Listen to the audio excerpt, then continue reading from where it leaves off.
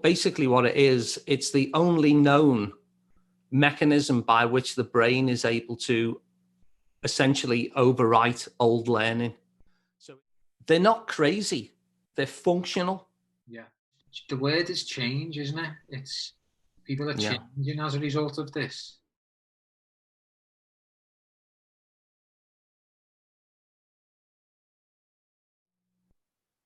Okay, welcome everyone to the Mind Over Matter podcast.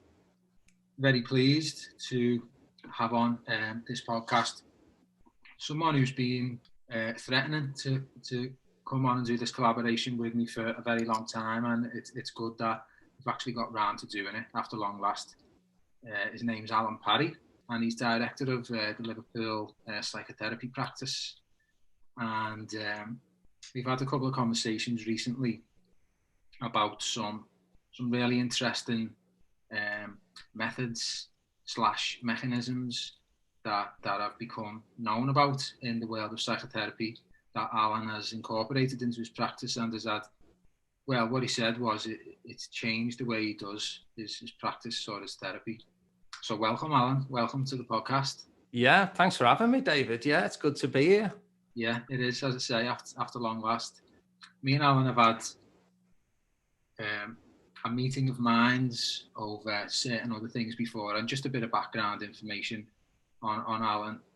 My first protocol with Alun was seeing him as a musician on the stage somewhere where I used to work, which was the Brink, a recovery social enterprise in Liverpool.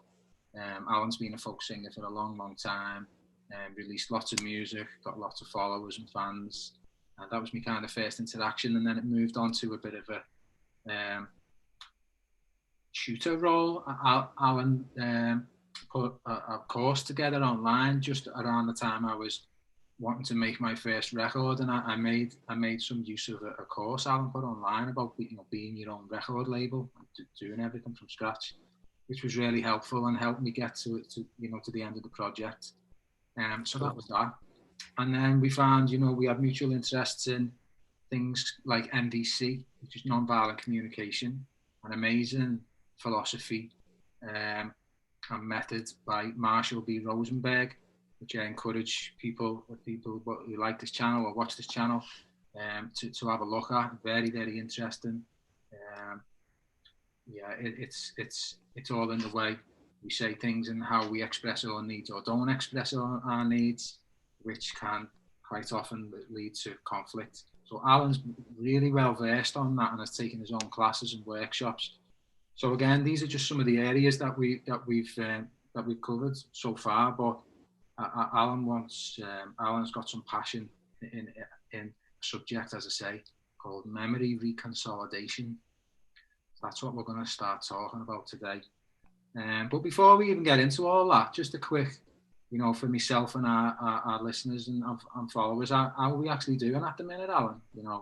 With the lockdown and everything. Yeah, with everything going on, lockdown. Yeah, up and down, like most people, I think. I found parts of it really tough. I found parts of it really good in some ways. I think because we're social animals, humans, it's hard to be away from each other. It's hard to have those limitations that we can't just, we might have been doing this face to face, mightn't we, at another time? But I think there's some good that's come out of it as well. There's certain parts of it that I've enjoyed, but it's difficult not to be around people because I like people. And I think we're just hardwired, aren't we, for at least some level of social interaction. Yeah. How are you doing yourself? Quite similar, I suppose. I mean, it's been a year of a lot of upheaval, really, and a lot of changes. I took a risk at the start of the year with a total change of work, how I worked, where I worked. Yeah. Away for a few months with my missus, and that didn't come off. And it was largely to do with everything that happened because of COVID and lockdown and stuff. So kind of had to come back to Liverpool. We got here in July.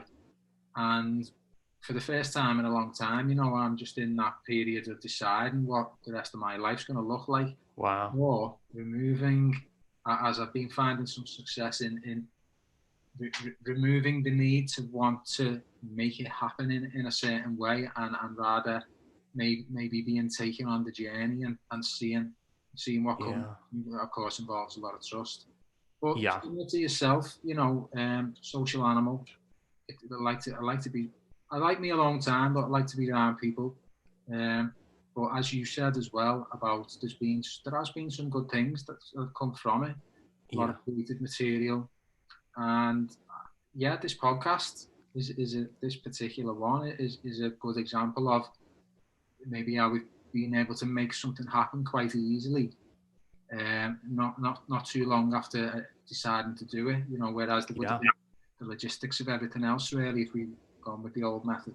That's right. You can just sit down and press a button and here we are. That's it. So pros and cons, but much like yourself, really. So how's it actually affected the therapeutic aspect of your work as well? Well, we're not working in person anymore. So I'm now working like this on Zoom or by telephone. I was quite surprised, actually. Quite a lot of people wanted to work by telephone. And again, like everything else, it's got its pluses and minuses. There's certain things that we haven't got the kind of facial stuff to work with, but then people sometimes feel a bit liberated to say things and open up about things that they might have felt a bit shyer about talking about if I'm sat there looking at them, so it's got its pluses and minuses as well. And there's some real benefits to that. So some people like just working on the old-fashioned telephone, and most people I'm working face-to-face, and it works just as well, I think. I'm still getting the good results as I was getting before. It's different, a little bit different, but I quite like it, really. And I think for the clients themselves, there's a lot of benefits for them. There's no hassle of travel. There's no hassle of finding a parking space or whatever if they've come by car. And, there's less time spent as well, a bit like us now. They can just go from one room to the other and press a button and then we're talking. So it's good. That's interesting. Like you say, there doesn't seem to appear to be many breaks in the level of desired outcomes. Yeah. From what you want. That's interesting to hear. Yeah.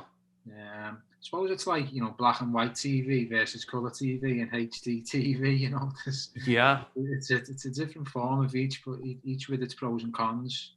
Yeah, and ultimately we can still communicate, we can still share stuff, and that's the very nature of it, really. And sometimes, like I say, sometimes even on Zoom, when we're doing certain parts of work, I'll kind of invite them to turn their camera off, because sometimes they're doing like Imaginal work, which I'll get to a little bit later. And it frees them up sometimes not to be looked at. And so people will do that sometimes, just turn the camera off. And when they're done, they'll turn the camera back on again and we'll talk about what's just happened. So, it offers possibilities, because that would be difficult face-to-face in person. They can't turn the camera off or suddenly vanish. But they can and do various things that just frees them up a little bit without, like I say, somebody observing them as they do that. Has that surprised you, do you think, that it's been quite okay doing it in this way without having to see people? Not really, because I've been doing some coaching and I'd had some clients outside of Liverpool beforehand. And so it wasn't something that I was averse to. I've done stuff with people overseas and at different parts of the country as well. And it's always worked well. I think ultimately, you have a conversation and the connection is still there. I know we're not in the same room now, but I don't feel any differently towards you in this moment. And it's good as well, because I think, especially when it comes to therapy, people are able to fish outside of their own pool, if you know what I mean. So you don't have to just find a good therapist in Liverpool. You can find a great therapist from wherever you're not living. So I've been able to pick up clients from outside of the city as well, who it just wouldn't have been feasible to do in person because they live quite a way away. So it sounds like it's had like a bit of a positive influence on the practice generally. Now with that, do you want to just give us like, I don't know, the elevator talk if you like, or go on for longer if you wish, just about the conception of becoming a psychotherapist and where you are now, because I didn't know until today it was you're actually the director of the Liverpool Psychotherapy Practice. So there's a time span there, isn't it? From you know, when I knew you were doing it, and obviously when you thought about doing it itself. It was like a bit of a brief rundown as to. I'm trying to think when I started training now. It's probably about, I'm not very good with time, David, but it's probably about six, maybe 7 years ago I started training. And I've always had a pull towards this kind of work. You know, I've always read personal development stuff. I did some coaching beforehand for the School for Social Entrepreneurs. I set up a social enterprise in Liverpool about 12 years ago, which, you know, trades for the greater good, basically. And so I actually went on the School for Social Enterprise program. And then once I'd done that, I then became a mentor for people who followed. And even in that, you know, even though it was kind of business related, I noticed that there was a lot of personal stuff comes through. So a good example is, I don't know, someone who is not willing to put their prices up. When you actually started digging into it, there was something about personal value, you know, personal entitlement to claim the value that they were putting out into the world, even though it was going for social good. So there often seemed to be something personal, even underneath something that looked like it was a kind of a mundane business issue. And I just always felt a pull towards the work. And so I decided to retrain and become a psychotherapist myself. And has obviously resulted in where you are at this point. And many... I've always been interested in change, though. That's the thing. You know, I've always been interested in transformation in many different guises. And this is a way of changing the world one person at a time, but you never change anybody. You know, nobody makes a change and it's only about themselves. If I change, then it has an impact on everybody around me, and then it has an impact on everybody around them. So it's actually more powerful than it sounds to say that people change one person at a time, the world changes, because it never does. You know, I'm always reminded of a story. There was a footballer when Bill Shankly was manager of Huddersfield, and he was a young footballer, and he was managed by Shankly, and Shankly basically ended up saying, "Listen, son, you're not going to make it as a footballer." He said, "But, you know, I see something in you that I think you'd make a great teacher." And that lad thought, well, it's strange really that he's saying that, because I don't have any qualifications or whatever, but he kind of took it to heart. And he retired recently, and he was Yorkshire's leading educationalist. So he didn't just become a teacher, but he became like Uber teacher, you know. And so I think of that sometimes, like in that conversation, something was changed for that individual. But we're such interactional people, aren't we, and creatures as humans. When something changes for us, it changes for so many people. Well, yeah. And so it goes on.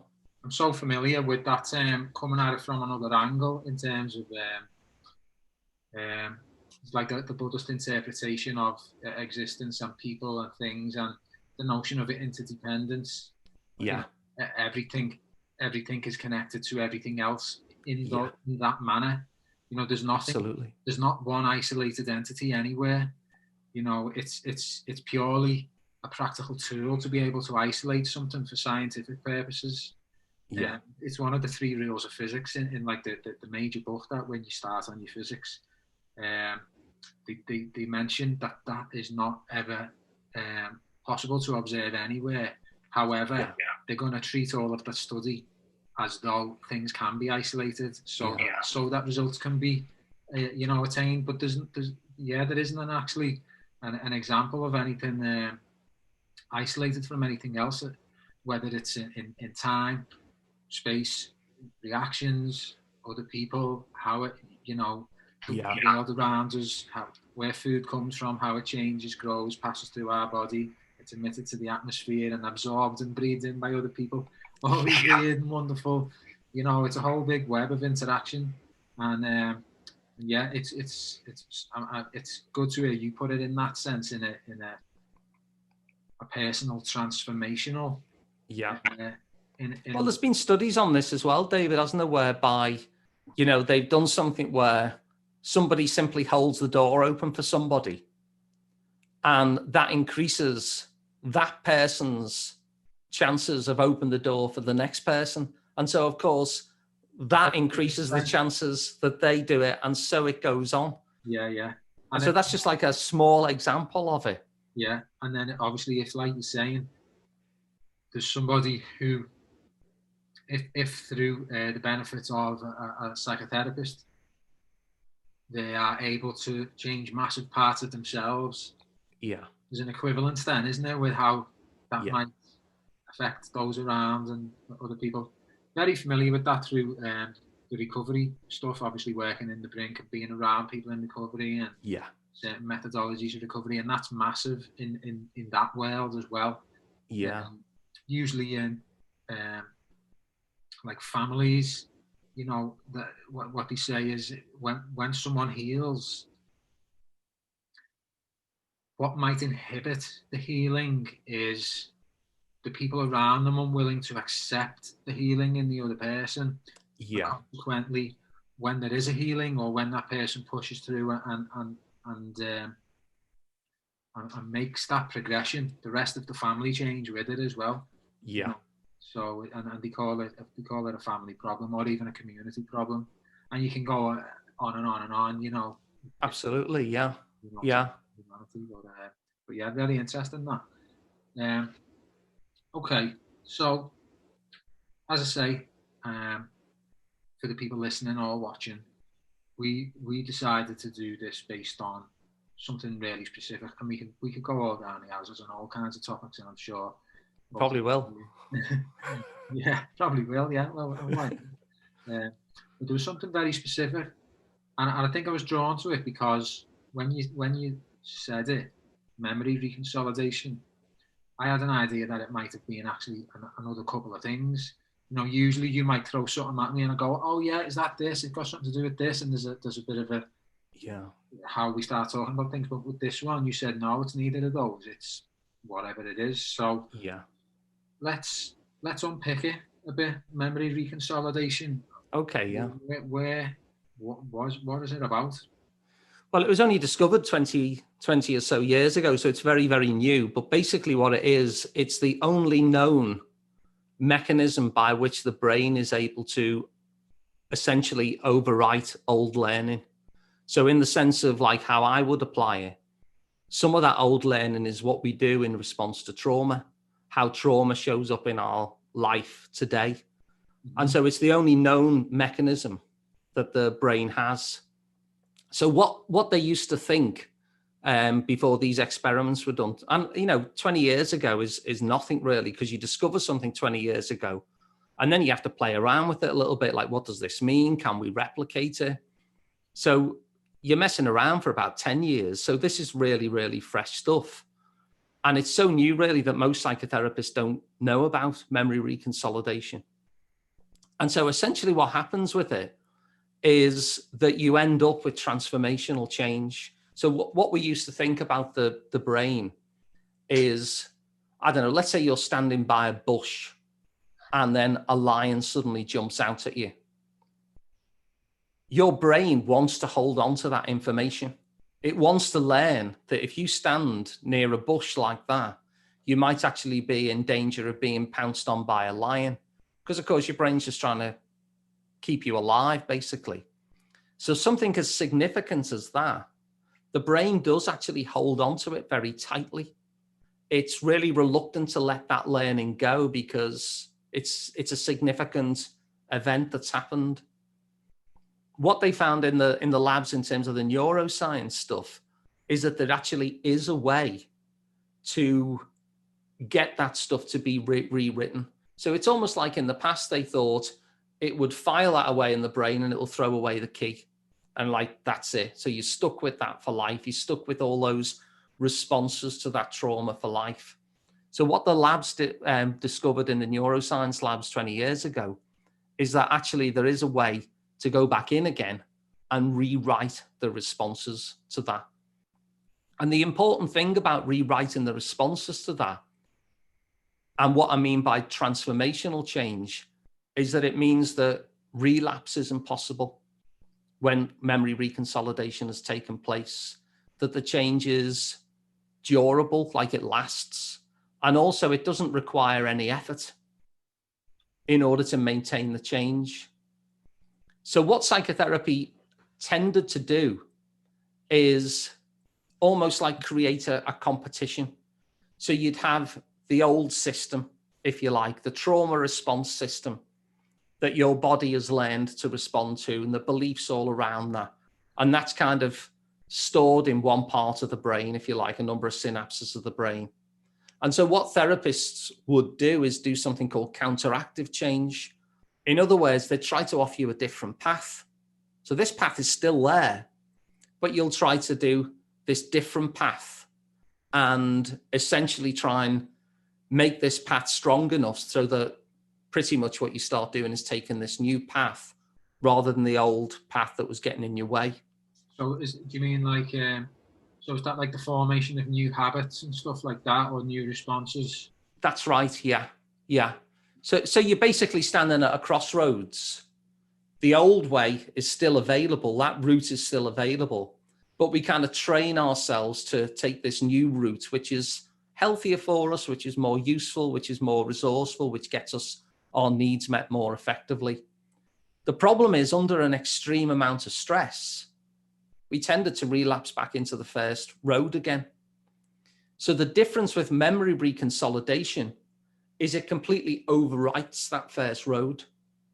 So if you think of it like, I'm going to show my age now, Dave, but if you think of it like a cassette or a VHS tape, the old way of doing it was basically saying, don't watch that VHS, watch this one. And then under extreme periods of stress, you'd go back to the familiar first VHS where all the trauma response is. What memory reconsolidation does is it takes the first VHS and it records over it. And so relapse isn't possible because you've got a completely different set of learnings and a completely different set of bodily responses that's been overwritten in exactly the same place as to where the trauma response used to be stored. And so consequently, people change transformationally. It doesn't take any effort for them to maintain the change because it's been rewritten. I completely, have trust and faith in not only you and your practice. I don't know much about it. I take it on face value about what it is you do and any positive outcomes that you profess that's taking place, and also what you may be saying now. I have no reason to have any doubt or suspicion. It's but just to throw it in from the other side, sure. But to give that perspective on it, it does really sound too good to be true. And yeah, that's not me saying, "Oh, I doubt you, Alan." No, I understand it. I experience this all the time, David. Yeah. I'm going through the work, and some of it involves imaginal work because there's only two ways you can have an experience. One's to have it, and the other is to imagine it. And thankfully, our limbic system kind of sees them as very similar. So when I'm actually say again. Sorry, yeah, I was going to say that reminds me of where people do rehearsed, meditative, vision stuff. Absolutely. Like, creating that, not only the vision, but the experiences that come along along with that in order to generate how that might manifest in the outside world. But sorry, I interrupted there. No, it's a good point, actually, because that's basically, that's a big part of, I don't always do that because it's not always necessary, but I do a lot of imaginal work because what changes people are experiences. And so you can talk about this stuff all the time, but a lot of the time what's happening is coming from the body. So we've got a nervous system, and the nervous system is often overlooked by therapists because it's not something that is a conscious thing. When your nervous system kicks in, it happens pretty much to you. Think about, you open a door and your friend is behind the door because they're playing a prank on you and they jump out and go, "Whoa." At that point, you've leapt in the air, even while you're clocking the fact that you're looking at your friend. So your nervous system acts immediately. And of course, it's got to act immediately because it's there to protect you. It's there to defend you. If it thinks it's seen a snake, it'll jump backwards. Even if halfway back you go, oh no, it's not a snake, it's just a bit of rope. So our bodies are actually doing some things to us to an extent, because they're acting without our conscious thought in that moment. That's really interesting, because, as I say, me and you kind of come from different worlds, but sometimes a family ends up at the same place, but from a different route. Yeah. And what you're explaining to me now in a different way is all the incredible knowledge and theory that comes from like the world of embodiment, and the crossover between embodiment and recovery as well. Recovery from addiction. Those two topics intertwine massively. Absolutely. In certain areas, and you actually get people, practitioners who use embodiment or mind-body practices to help with addiction issues, for example. It's not limited to that, but the point I was going to get to with it is there's even someone who says her catchphrase, her name's Nikki Myers. She's a yoga instructor in America. She comes with addiction, and she does lots of therapy for people in recovery, and it's yoga based. And her motto is the issues are in the tissues, meaning that essentially things are stored in the body, as you say, you're saying through the limbic system, the nervous system. And there's a whole glut of philosophy and theories and books and people who are all kind of contributing to this same thing of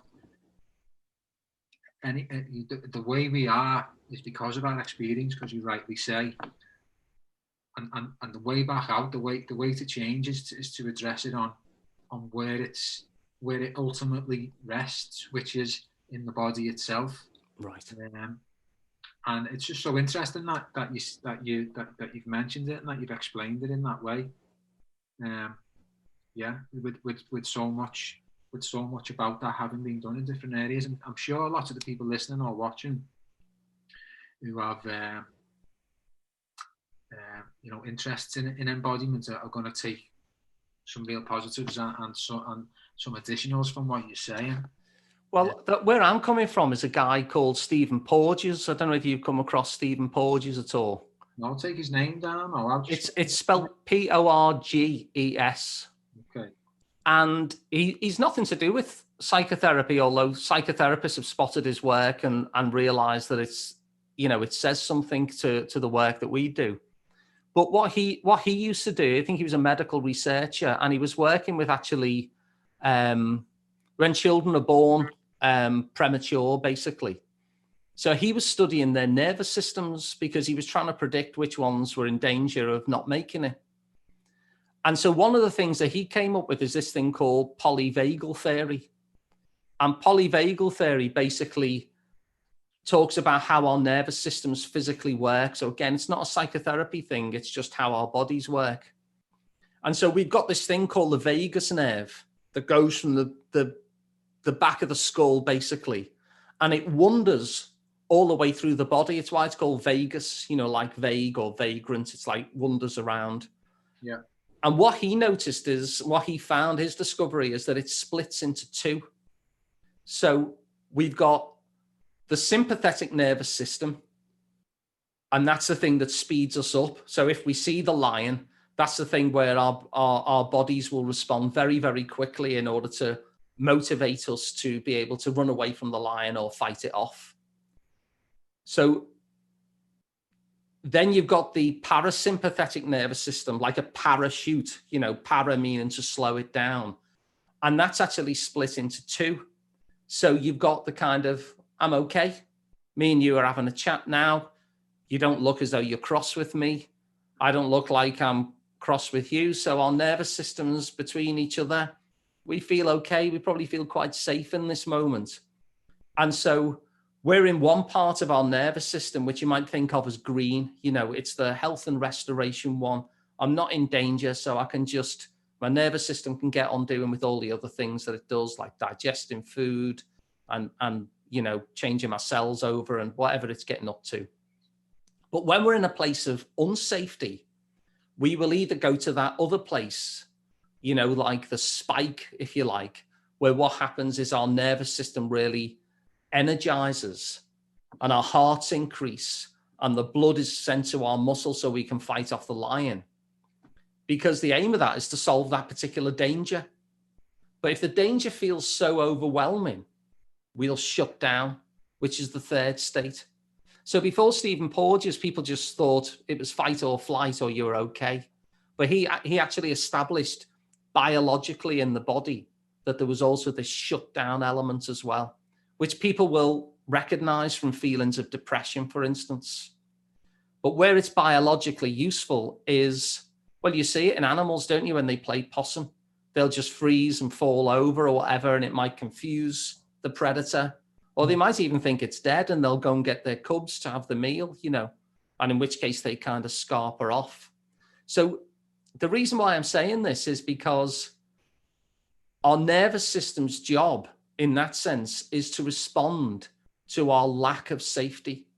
And so whenever there is something in our current life which resembles something that felt unsafe, or even something in our current life which actually does feel unsafe, our nervous system will start to respond even before it's even asked us the question. So if a tiger were to come in this room now, I don't actually want a mechanism which says, hey, Al, there's a tiger just walked in. What do you think we should do about it? I want my nervous system to already be carrying my legs away from the tiger. So we're designed so that our nervous system kicks in whenever something comes up that doesn't feel completely safe. And so what happens is that when we've had something traumatic happen to us, whether it's repeatedly, as sometimes happens in families, you know, where things don't feel particularly safe, or whether it's a one-off event, whenever something resembles that now, our nervous system is noticing the fact that it resembles it. And even if it's safe today, its learning is, right, okay, we need to respond to this. And it will do that in whatever way was the most functional for us at the time. It will either energize us or it'll shut us down, or maybe it'll energize us briefly and then shut us down, but it will respond for us. And the problem is then for somebody, like we mentioned, nonviolent communication. I mean, I know nonviolent communication, and I know you do as well. I can't always use it because sometimes I'm not feeling safe enough. It's a level of rationality, isn't it? Whereas you've got your body telling you different things. Exactly. So I can't then use this wonderful tool which says, when you said such and such, I feel this because I have a need for that. So would you be willing to do, because I'm not feeling safe. Yeah. And so there's a certain limit to what just the cognition stuff can do, because the reality of it is our body is kind of hijacking us for a moment in service of our survival. And we might well be safe in the moment, but there's something going on that it's picking up that resembles back then. And so that is an example of the kind of learning that exists in the limbic system, the kind of response that our body learned to do in order to get us through the traumatic thing. And the issue is that it's still doing it. And the difficulty about doing something counteractive, which is just, well, follow the second path and not the first, is that you're not always in conscious control of that, especially at the beginning of the incident. And what people need, I think, which is why I was really interested in memory reconsolidation, is rather than exercises that you have to do for the rest of your life, you know, while you're doing your job and looking after your 3 kids and running the house, etc. Why can't there be some sort of way in which you can kind of rewrite that? And fortunately, we live in a time where we've discovered that there is such a way, and that's what the memory reconsolidation is. And so by rewriting that autonomic nervous system response, the kind of things where people were hijacked by a particular response, they're no longer hijacked by it. And even that alone is a big thing. Because imagine if something resembles your trauma, but your nervous system acts in the present rather than in the past. If you stay calm because it realizes that it might resemble this thing that happened, but there's no longer that kind of programmed response to try and keep you safe anymore, and so you stay calm, it makes so much more possible. So I'm really interested as well now to hear the nuts and bolts of it, because as I say, I know a lot of people who've done a lot of work rewriting that response, if you like, using all kinds of different other methods. Some that are taking like a lifetime to do, some maybe quite, not so long.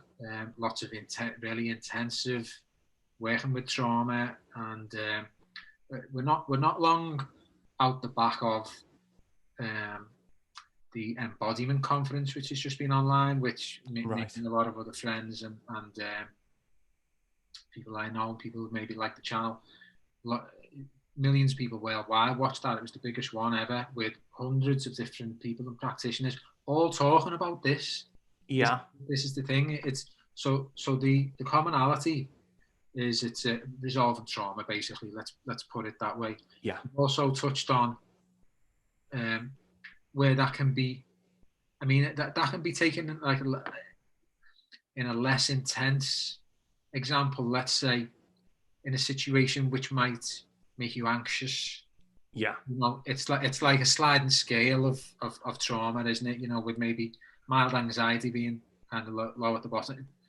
Would you? I'd hazard a guess you'd agree that it's the same mechanism going on, whether it's for a smaller occurrence or a much more traumatic. It's still something which is encoded in the body through the limbic system via experience, and therefore, this is where I'm really interested to hear the mechanism, if you like, of what. So what are you actually doing here? What does that look like working with someone? How's that actually happening? And maybe many examples there. Yeah, I mean, there's lots of ways to approach it, and in fact, I think therapists sometimes happen upon it inadvertently, but I think the difference is to be consciously aware of the process so that you can try and actually trigger the brain's mechanism. So it's not a methodology, it's a set of steps that trigger the brain's mechanism that they've discovered in the lab. And so there's a number of ways you can do it, but the key part of it, and it sounds quite simplistic, I suppose, but the key part of it is what you might refer to as contradiction. So, for instance, you've got a particular set of responses that happen in the body. You'll have a particular set of responses, which will be the meaning that you put around stuff. You'll have like a schema of beliefs, maybe, I am this, or the world is dangerous, or other people are out to get me, or whatever it is that how you made sense of what happened.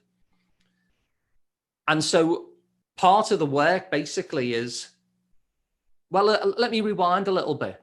Okay, and when you rewind, and if I throw this in, hopefully you can cover it in your answer, because I'm really interested to hear how you might, because as you mentioned before, what kicks in without you even knowing sometimes is the body's response. Absolutely. You're kind of in a situation before you've even always or had any say in it. So yeah, carry on. I'm looking. I mean, that is always the case. That's what happens. So this is why what happens is that the information from the outside world goes through your brain twice, but through two different routes. One route goes straight to the amygdala, which is like your alarm system, because you need to know straight away whether there's any potential danger. But it also takes a slightly different, longer route, which goes through your thinking brain. And this is why everyone will have had that experience of jumping. By the way, I'm not being ignorant. I'm just actually... Oh, yeah, no, fair enough, yeah. We'll get the whiteboards up soon as well and put a little bit on that. Cool. There's a few terms in that. So the two ways that it travels were one through the amygdala, did you say? And one goes directly to the amygdala, yeah. Which is? It's like it's inside the brain, and it acts basically as our smoke alarm. So it detects threat. Yeah, threat detector. Basically, yeah. So it makes sense. You want that there quickly, don't you? Yeah, of course. So if there's any smoke, you want it to go straight to the smoke detector. But by the same token, it takes a slightly longer route passing through the conscious brain. And so this is why, and it's only a split second afterwards, but this is why you'll jump in the air, like I said before, and you'll be midair and you'll spot that it's your mate just making a prank. Yeah. But you're still screaming as you're seeing that it's only your friend. You're seeing that you're safe, but you're still screaming midair. Yeah. And that really is a good example of that boom sort of process. You've jumped outside of your consciousness because it hasn't reached your consciousness yet. But a split second afterwards, it has reached your consciousness and you see it's your mate. So you're calming down while you're screaming, if that makes sense. Well, that's it. And because you've got that tail off as well, haven't you? Once the emotional response, or I don't know if you could even call it the emotional response, but once, because I'm familiar with this through the resolution of an anxiety problem, and it covered the same thing about the parasympathetic nervous system and the sympathetic. Yeah. And you know how when one's kicked off, there's a tail off.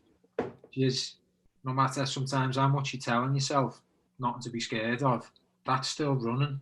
Yeah. It's still generating something. So yeah, I take it you'll be accounting for that as well with this. And yeah.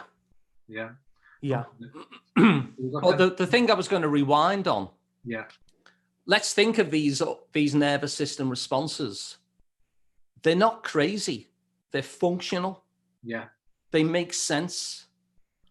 So I don't know, if a lion does come and my nervous system responds, that's not crazy. That's functional. It's what it's meant to be doing. By the same token, if I'm a child in a scary situation that keeps on repeating, my nervous system is responding in such a way as to try and keep me as safe as possible.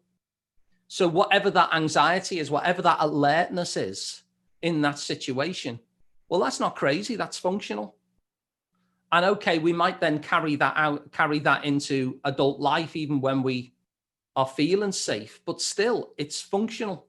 It might no longer be appropriate to the circumstances we're in now, but that learning has always made sense.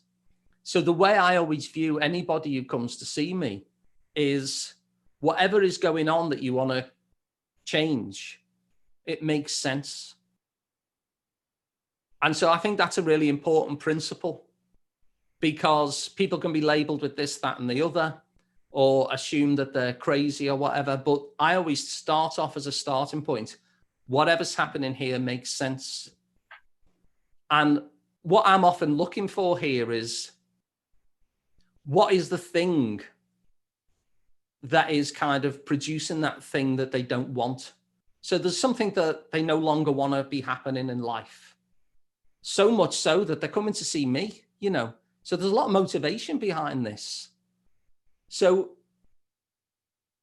I'm often reminded there's a Bob Newhart sketch, and it's bloody ridiculous, but it's funny for its ridiculousness.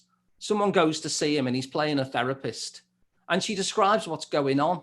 And he says, well, you know, I've got two words that I always use with clients in this situation. So she nods and she waits for it, and he says, stop it. And she's like, huh? And he's like, just stop it. And it's ridiculous, isn't it? Because you can't just stop it. But it always reminds me of that, because the person who's coming to see me has got so much motivation to change this thing. So why aren't they? And typically what's going on is that it's a protection. It's a defense against the thing that would be worse. So let's say, for example, I don't know, let's say that somebody never states their needs. So we were talking about nonviolent communication. It's all about sharing your needs. Somebody might say, I can't share my needs. I really want to be able to, but I can't.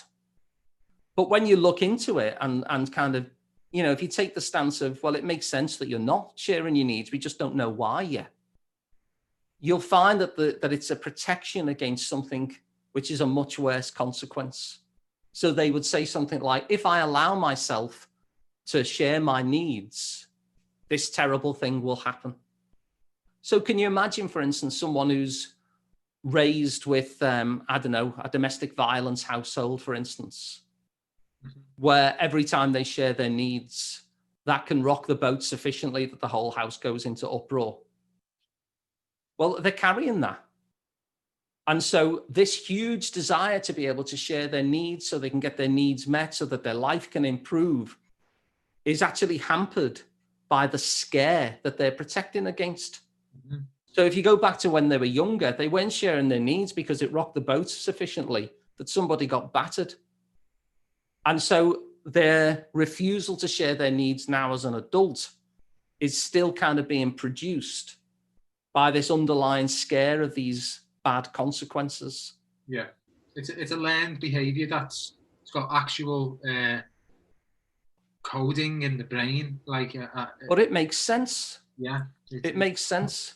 So let's say, for instance, let's say I grew up in a police state somewhere, and in that police state, anyone who laughed was visibly dragged off by the secret police, never to be seen again.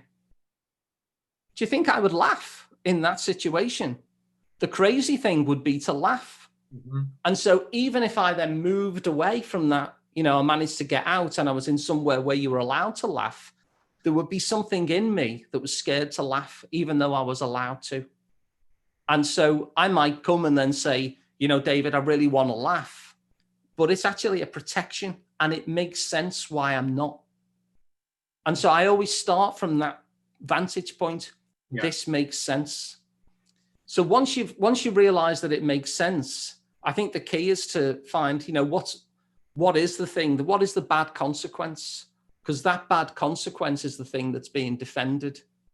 I think as well as that, and I can see where you're going to take it now, and I can't wait to hear that. But it just occurred to me as well that with that, when you start from that vantage point of explaining to people that it makes sense, what that does for me is it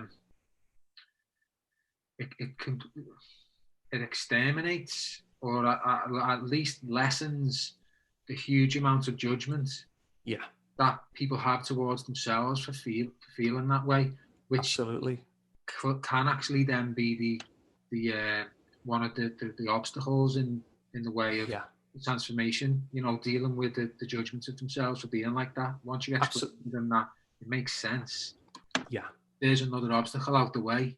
It can allow for a more favourable opinion of oneself and being willing and open to change. You're absolutely spot on, because people often do think, what's wrong with me? And in fact, there's nothing. It's the opposite. It's like, you're a genius. Like, at such a young age, when you're probably only just learned to talk, you'd only been talking a few years, you figured this out to get through whatever you were going through. Yeah, that's not a defectiveness. That is an act of genius. Yeah, it's intelligence, and that's why I make the difference. I like to make a case of the difference between, abstract and academic intelligence. Yeah, and the way that's unfortunately elevated into the realm of the intelligence, and that's what intelligence is, and that rules. It's like there's no abstract intelligence in the situation you're describing, in terms of a young person figuring out a bodily, using other systems in the body to generate a favourable response in light of the threat. It's a completely other different kind of intelligence. It's the intelligence of the human body, isn't it? Yeah. And also just like an intelligence in terms of, oh, I get it. I'm figuring this out. I might only be 5 or 6 or maybe even younger, but I'm sussing out here. If I state what my needs are, it's going to rock the boat. And then there's going to be all sorts of problems. I mean, that's bloody incredible, really. Yeah. I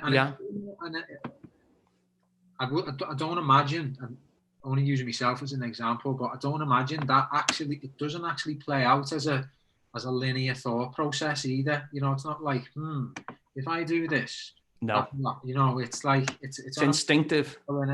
Instinctive. Yeah. Yeah. Okay, so Yeah, I mean, we could have went off there, but back to kind of where you were going with that thought, with all that, because Yeah. okay, what do we do now? Innit? Now that we know that. Okay, so you've got a number of things here. You've got like a nervous system response, and you've got some beliefs that people hold. What I will typically do is, in the whole process of trying to figure out what it's defending against, like how it makes sense, what we'll typically do at the start of the work is construct a statement, which basically brings that from, hidden from view right into view. And we do it together. It's not something that I lay down as some kind of wise man or anything. It's something we co-construct. Is it a statement about what the person is scared of? Yeah. So the statement would say something a little bit like, if I allow myself to do this thing that I want to do, then I'll suffer these consequences. Yeah. And so I do this instead, I'll edit my needs, for instance, in this case, even though I really long to get my needs met, because anything is better than that bad consequence. And that's really what you're dealing with. Anything is better than that bad consequence. Mm-hmm. And so once you actually lay it out and it's stark in front, I will sometimes say to the people I'm working with, well, okay, let's make a trade. I can wave a magic wand, let's say, and I'll give you that thing that you want, but you've got to have this thing that you fear. And they always turn it down. They always say, no.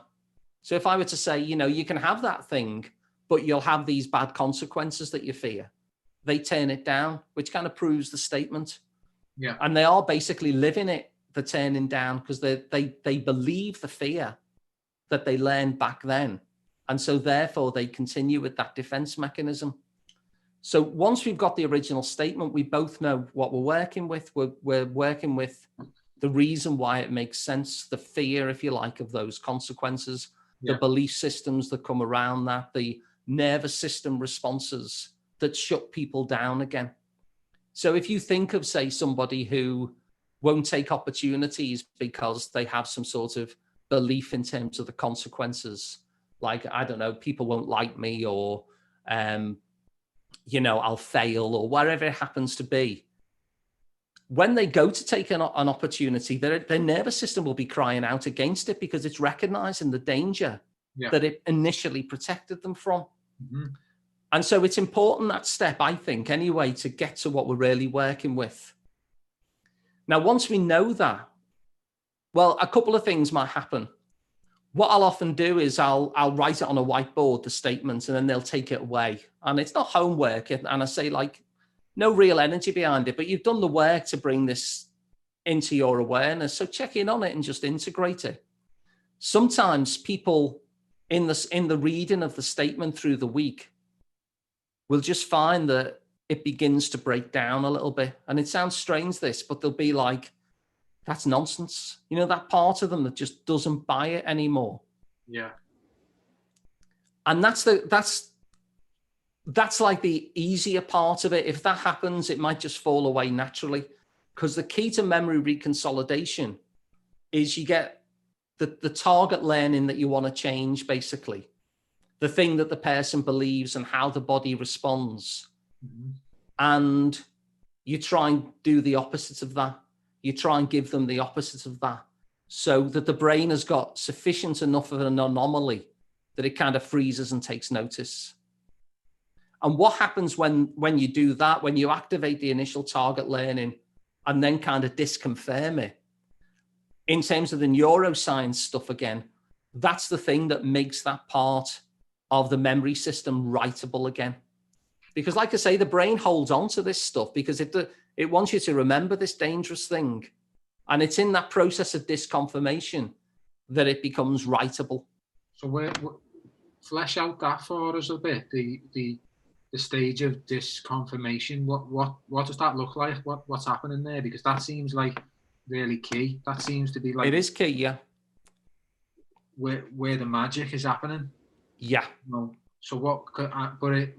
But yeah, just flesh it out a bit for us. So it could be a verbal thing. It's really where the person bumps into... Like, it won't be that the therapist tells them something. It'll be that the person bumps into something. So it might be, for instance, like in in the literature, one of the cases is a woman who'd been sexually active really early and got a lot of shame because she lived in a small village, etc. And she always viewed that she was ruined.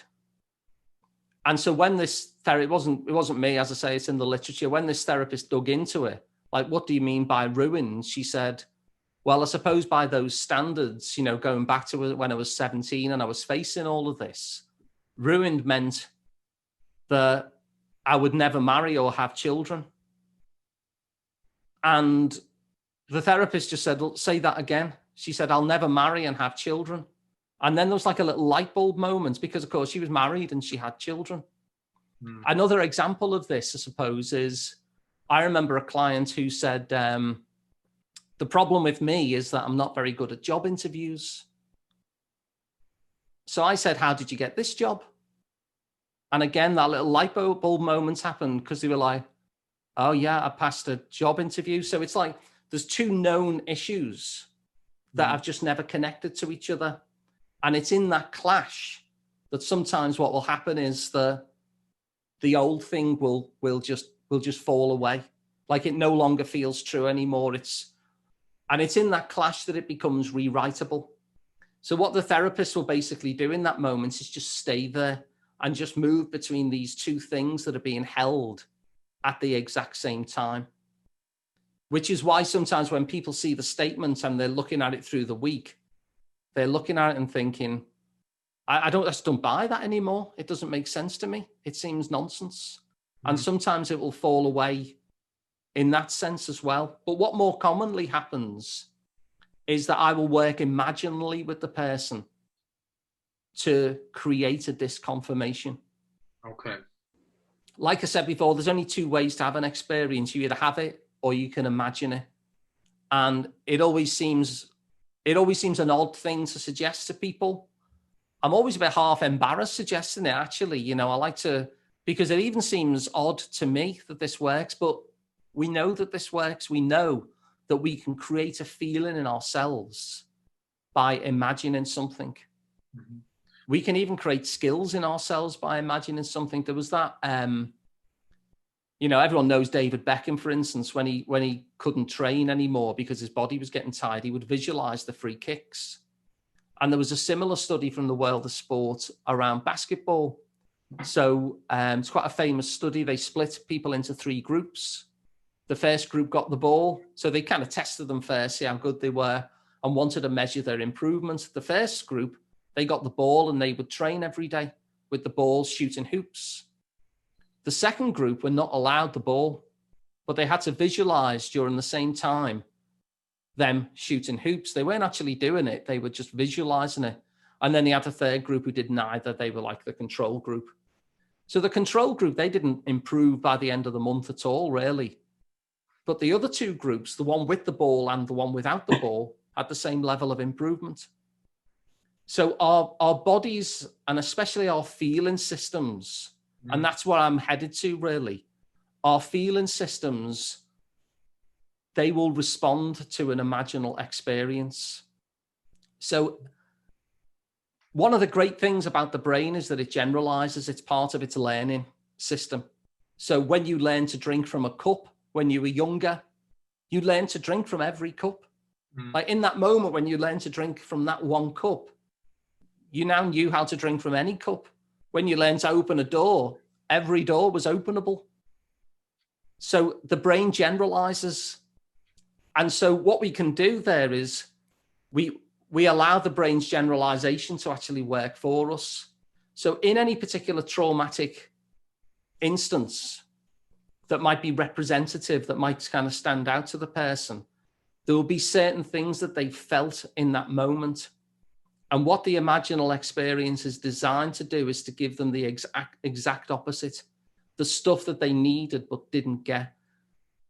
So by the end of the imaginal experience that we kind of facilitate together, the aim is to engineer a scene, which means that they leave that scene with all of these feelings that they need.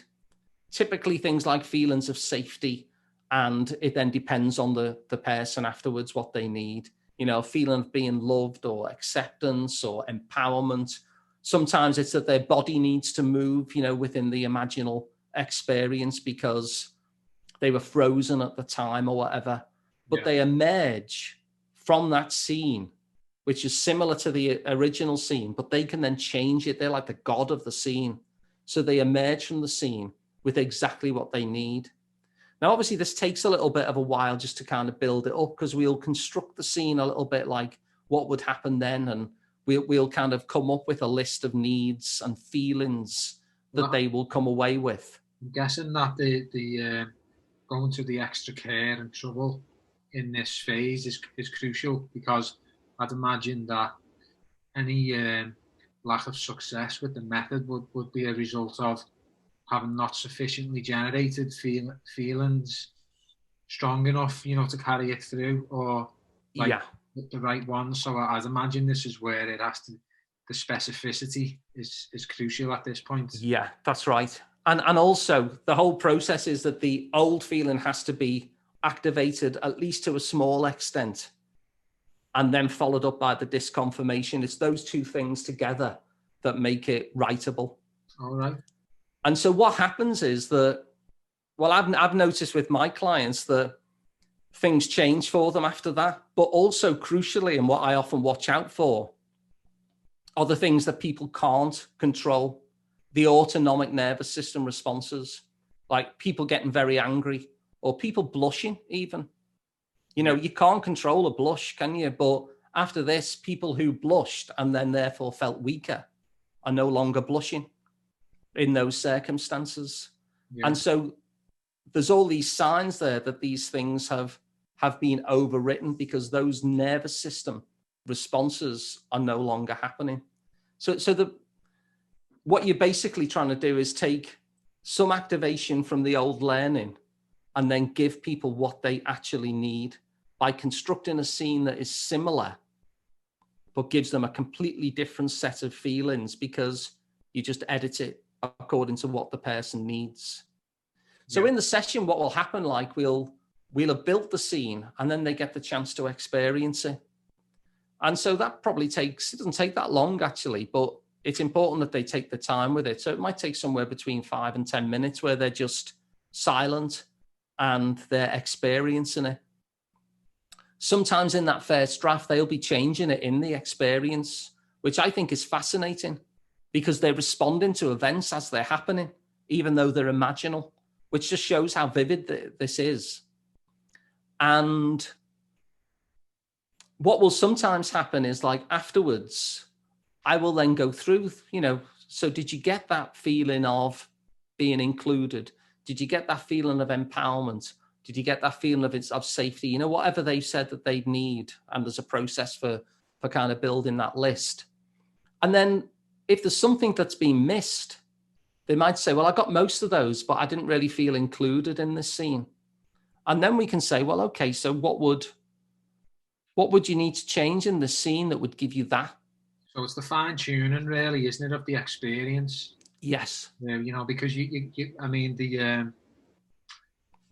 like this is, someone could just say, oh, you're just basically talking about visualization, but it's more than that, and you can see where it's more than that in that the visualization in its construction. You know, it's being helped by another party, the therapist. But it's got an end point as well. It's got a particular set of goals, which is that you need to come through with a particular set of feelings. So it might be that a client will say, you know, I've got everything, but the fact that I stood up to the person and now actually I've left it with a feeling of some scare. Are they going to come for me now, this person that I've stood up to? And so you have to deal with that. You have to kind of say, okay, well, let's tweak the scene. That was our first draft. What would need to happen for you to feel completely safe and empowered? Like, it's your scene. Everything is plasticine in this now. What would have to change? And people always know what they need. They always know what they need when they're in that situation. They just know. So a lot of the time I'm basically saying, so what happens next? And what would happen next? So they've done this, and I'm basically just helping them tell a new story so that they get it exactly as they need, and they know what they need if you help them along. Sometimes it's a bullseye, by the way. Sometimes they'll draft it. We'll draft it together, what needs to happen. They'll experience it, and I'll say, does anything need to be tweaked? Was anything missing? And they're like, that was perfect. And so we'll do it a few more times just to have that kind of to and fro, to have that repetition. Yeah. But sometimes it needs to be tweaked here and there. But they end up always, no matter how long their list is, emerging from that new scene with a new set of feelings in response to the initial activated memory, if that makes sense. Of course, yeah. And so is this happening on all levels in terms of, like, I mean, again, there's a spectrum of intense, there's a spectrum of how intense maybe a stored collection of responses might be, from, as I say, I mean, nothing's trivial, but less intense stuff, anxiety in certain areas, right up to, some of the worst trauma imaginable. Is it applicable to all scales? Yeah, but I mean, as far as the brain's concerned, it's just overwriting old information. Yeah. So the brain isn't really thinking of it in those terms, not that the brain's thinking of it, but you know what I mean? It's just overwriting a particular set of information with new information. Yeah. On what level do you think you can apply the notion then that, because the word is change, isn't it? It's people are changing as a result of this. Yeah. And it's be interesting to know from you, on how much of a person do you think is changing? Because essentially what you're saying is on the cards here, is because what we are, if you like, or what we can seem to be, is the narrative of our history, all the things that happen to us, the memories we attach to them, the story, isn't it? And that's how we identify with ourselves. So it's like, all of a sudden, lots of what we consider to be part of us, that were so much part of us, are all of a sudden being replaced with, almost like different things. And so I wonder what your thoughts are around that, like how much of the person itself is changing, which aspects of the person is changing. Are they changing? Is it the same person? Just around, you wonder what you might think about that. It's interesting, isn't it, to think of. I mean, just before I answer that, because I want to answer that, because it's a great question, I just want to point out to people that people don't lose their memory of what happened, by the way. Your memory is stored in two different places. There's a story memory, like this happened, then that happened, and then I said this, and then they said that. The kind of stuff you'd write in an autobiography. That's stored separately from the response to that, the meaning of it, the feelings and all that. So it's not like a memory wipe. What happens is that you'll still remember that this thing happened in your life. It just won't have the same response anymore. Does that make sense? It does, and I think it's a very important point, to be honest, because especially the title as well you could kind of take from that memory reconsolidation that's what might be happening.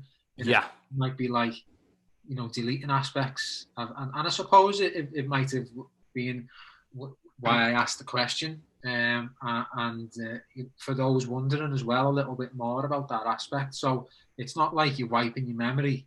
No, you're changing your response to the memory that you still have. Yeah. So it's no longer distressing to you, and so you actually have a different response. So your nervous system feels safe, that you have a different story that you're taking forward of empowerment and inclusion, or whatever it happened to be that you need to get from that scene. And so people start responding to things differently. I think what happens in response to your question there is people start responding in the present. I think they actually become more them, if that makes sense. That's interesting. Because all the stuff is being cleared off. Well, that makes a lot of sense in my world, because I try and boil this down to a few key things, but many recovery, methodologies, or even those outside of recovery, there's some other therapeutic-based work, and people that I listen to in certain fields. You've got, these days it's referred to as the ego, and it's a bit of a different ego than Freud's ego. Yeah. It's basically, it's who we think we are. It's this collection of stories and parts of ourselves that we put into one thing, and we think that's who we are. We think it's static, which is actually the reason for a lot of discomfort and suffering, because anything happening outside of this static image of ourselves, is there's tension there. So you've got this version of the ego, and as I say, in these kind of methodologies, it's learning that you're not your ego. There's actually something deeper there waiting to replace, to fill the gaps that are left by shedding defective, unnecessary, illusory aspects of the self. So you may be holding on to really, really dangerous, unhelpful behaviours, because it's an aspect of you. You believe it to be so much tied to your identity. It's just so difficult to shed. But I think to an extent, David, as well, a lot of it's kind of survival mode. Yeah, definitely. People are still in the survival mode where it was first developed. And so when I say they become more them, let's imagine there's a woman called Jane, and she's in a big mansion. And in the big mansion, there's, some kind of like predatory animal that would eat her. Mm-hmm. She's not going to be carefree Jane. She might ordinarily be a very carefree person. She ain't going to be a carefree person there. She's going to be on tenterhooks. She's going to be on high alert. She's going to be trying to be as quiet as possible, as small as possible. But that's not actually who she is. But then, if you imagine being brought up repeatedly in an environment where that's who you had to be to survive it, and then you carry it on, people would say, oh yeah, Jane is that kind of person, but she's not. She's just still in survival mode, which made sense. There's something I really need to throw in here as well, because because you use a really extreme example of how fear is going to be a really good thing to turn to for survival of the actual bioelectric organism, your actual being. What do you think, and have you thought about or given credit to the fears that stem from survival of something that isn't that, i.e. you may be this ego, who you are, or who and what you think you are, and what you want other people to see of you. It's the death of that sometimes that causes people to have the fear and act in certain ways, but what they're protecting isn't as real as the thing you mentioned that is under threat from the tiger, which is the actual life. Someone, those examples, that's something we're protecting in those extreme examples. And you've got this whole array of human activity now where, dare I say it, what people are protecting or what people think they have to protect is not something that actually needs protecting. It's an identity constructed from who and what you think you are, as though it's static, when it's not. It's very much in flux, and it can be changed, as you pointed out with these practices. So it's a question that I wrote down actually earlier when you were talking, and I wondered what you might have thought about it. Like, what is it? I wondered if you considered it. What is it that we're actually scared of or trying to protect? And where the validity of that lies. In each situation. I don't know what you might think about that. I think it's different for every person. It's one of the reasons why I don't like labels, because I don't think that helpful. I think everyone has a different kind of journey and a different set of things that they're defending stuff from. I think it's important to, like, one of the things I do is look at what are the benefits of staying as things are. You know, there'll be some plus sides. We just talked about it with COVID, didn't we? Anything will have its plus and its minus side. So I'll always kind of dig into that. So it becomes clear, you know, what the person is defending against. So what's the positives of staying the same? Like, what are the costs of staying the same? The change that you want, what are the costs with that? And what are the benefits of changing? And part of the reason I do that is by looking at the benefits of staying the same and the costs of changing, it actually really highlights what it is that you're defending against. And it's going to be different for every person. But I think one of the things I'd say, that kind of, you were talking about something then about our identities are shifting. It's not a static thing. Again, another reason why I don't like the kind of labels that are often given to people in the mental health world. Yeah. But one of the things I often play with is that thing which I think actually comes from Buddhism, which is the illusion of stability. Yeah. Because change is always happening, including the change that we want. And we're basically like a wavy line. Do you know, if you drew us on a graph? So like there are times and situations where I can be very confident. There are times and situations where I'm not very confident at all. Yeah. So if I were to say, you know, if you look at the night sky, this is the kind of analogy I like to see. You look at the night sky and it's filled with stars, but there's a constellation there that we recognize.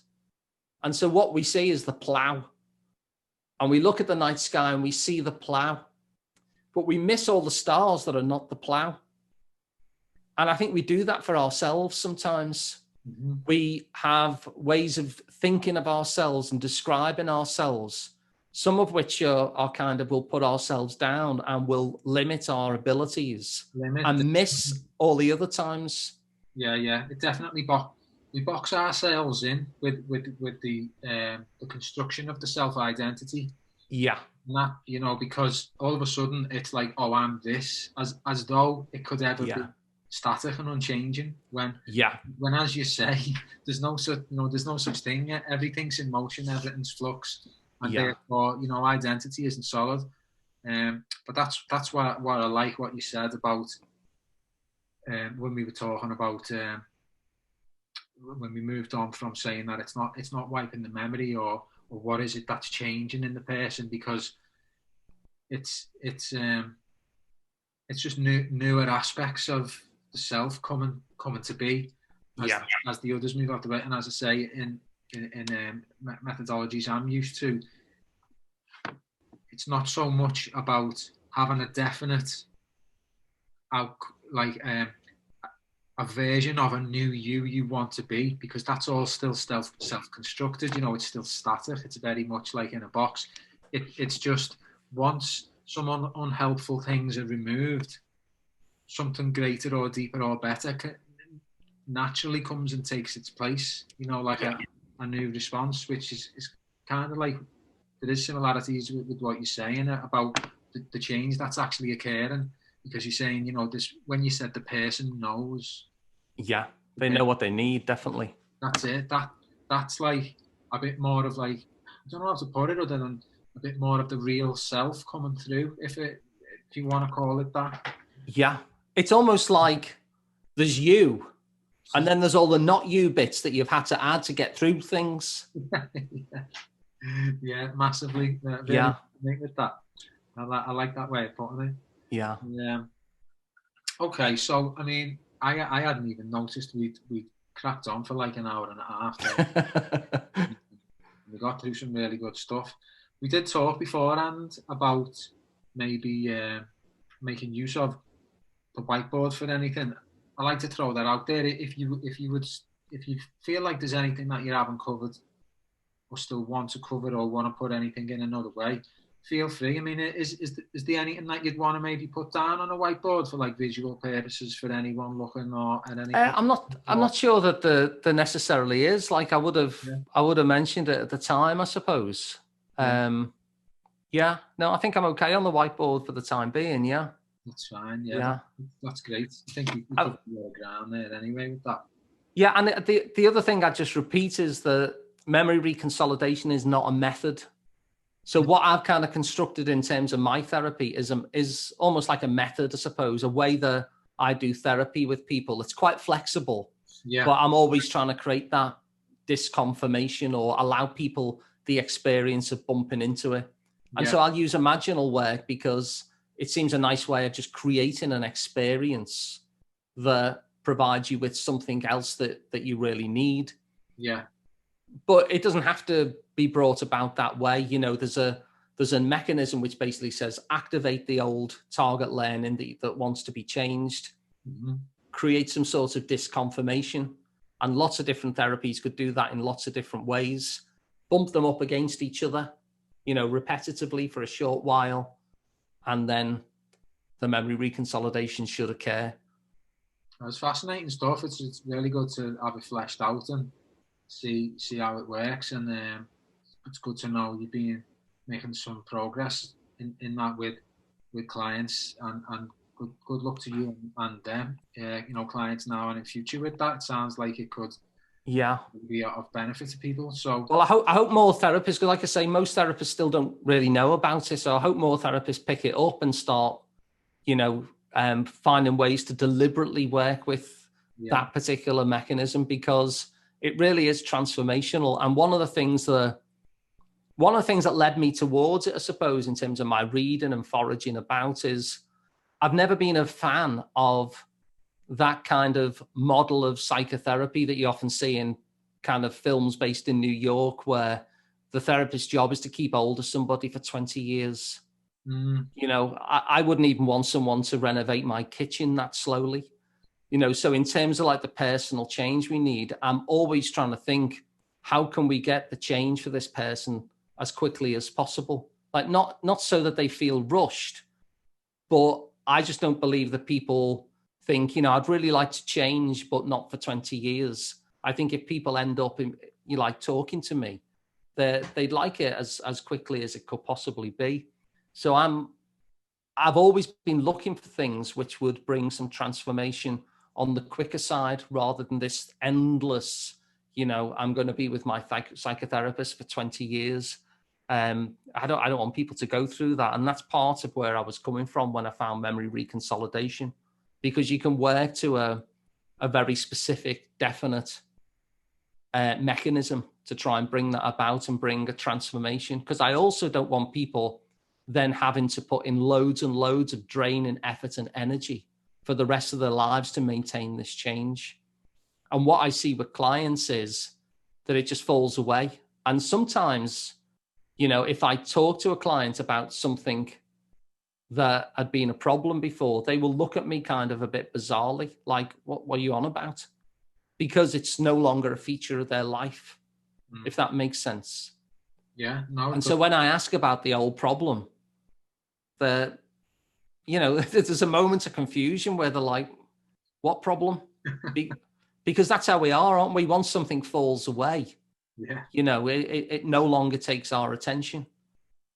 Yeah, definitely. Well, I'm sure there's going to be people who definitely would like to go through a therapeutic process in the way that you've described, you know, in that way.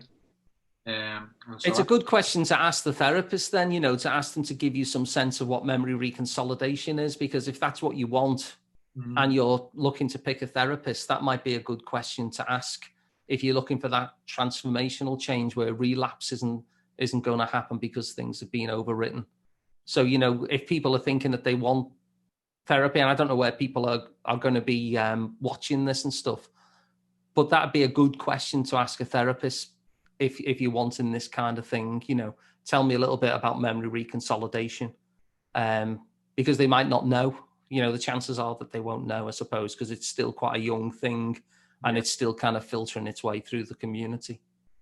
Well, that's good that, you know, so you're kind of pioneering it in around these areas then, which is good. It's good to see, you know, one of the locals getting on something and shouting about it, and, you know, hopefully it does proliferate. I'm sure it will if it's got that kind of Yeah, I think it will. I think over time it's going to become something that's kind of, that everybody will be aiming for. And I'm sure there'll be lots and lots of different ways of doing therapy eventually, which is specifically aimed at doing that. As I say, therapists will often inadvertently do it anyway, because they're checking out belief systems and stuff. So sometimes it does happen. But knowing the neuroscience behind it means that you can be intentional about it and also get creative, like I've done with the Imaginal stuff. And the thing I'd probably close on is, do you know, like John Gottman, the Gottman Institute? They're one of the kind of relationship experts. They do a lot of research into relationships. I've definitely come up against, that name has come into my consciousness a few times. I've seen it definitely, but I'm not familiar with much else, memory recall, Yeah, well, the research is basically, I think he's a therapist as well, but they do research into couples and which relationships work and why. And I remember a conversation he had with one of his data researchers, and he said, just give me one thing, which is like the number one thing you'd say from this piece of research as to what makes a good relationship. And the researcher said, okay, John, if you want one thing, it's that when people argue, they feel calm. And that word feel was the thing that really I picked up on from that conversation. It wasn't that you behave calmly. It wasn't that you act calmly. It was that you feel calm. And the only way that you can feel calm is if your nervous system is not being triggered by something. So that even though there's a disagreement, your nervous system is in this present state. Me and you are having a disagreement, but everything's safe. Rather than that being tied to some old learned scared behavior, if that makes sense. Yeah, it does. So I think it has a lot of power to change the way we relate to each other as well. Because when you feel calm, all these other strategies are available. When you feel frightened, you just want to survive. And that's a difficult place to be in. And I think that's why that research maybe showed that good relationships are where a partner feels calm, even in the midst of a disagreement. Yeah, fascinating stuff. Really illuminating, on many levels. I'll be sure to check some of that stuff out myself. And I will, obviously, in the posting of this, the promotion or whatever, I'll put some resources or links in to you and anything. But while you're here now and people are listening or watching, where would people find you if they wanted to, get in touch? And they can find me at liverpoolpsychotherapy.co.uk. I've also got a podcast as well, which you'll actually find on there, but you can also find a sliceoftherapy.com. And I'm going to put a little, by the time this goes out, I'll have a resource sheet. So if people want something on paper where they can look back and get some of the key concepts very quickly, I'll be putting that at a sliceoftherapy.com/MOM, for mind over matter. So that's a sliceoftherapy.com/MOM. Brilliant. Okay, well, I'll wrap up all the other stuff, as I say, with the posting, and I'll put the relevant links on. But it's been really good talking. Yeah, I've enjoyed talking to you, Dave. Yeah, and it's just, like that kind of conversation again, just in a really interesting material. It felt really good and easy to talk about. So I appreciate you giving me a nudge as well the other day, as we had said we were going to do this, but a bit of life took over here and there. So I'm glad you gave me a nudge, and I'm thankful. Well, I really enjoyed it, David, so it was worth the wait. Yeah, it was. So, for everyone watching and listening, I really hope you've enjoyed that, listening to Alun. As I say, you can pursue him and his work at the places he's just mentioned, and maybe see some of the links in the promotion that I will provide. So me and Alun will say good night for now, and I will see you soon. And thank you very much once again, Alun. Nice to speak to you. Yeah, thank you, Dave. Cheers. And thanks everyone for watching. Nice one. Thanks, Alun. See you soon.